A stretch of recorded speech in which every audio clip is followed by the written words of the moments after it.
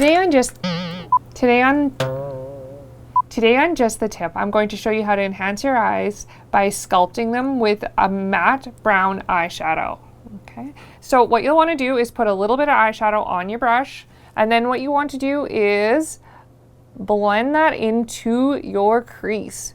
And then you'll notice, and this is very important, with my brush, I'm going up and in instead of down and out. Now, the reason for that is that the up and in is going to create lift, whereas down and out will actually create the illusion of a droopy eye.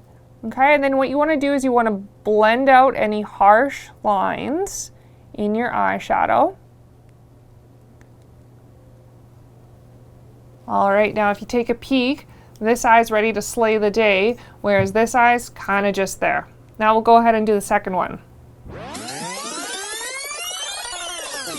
And there you have it, a very easy way to enhance your eyes.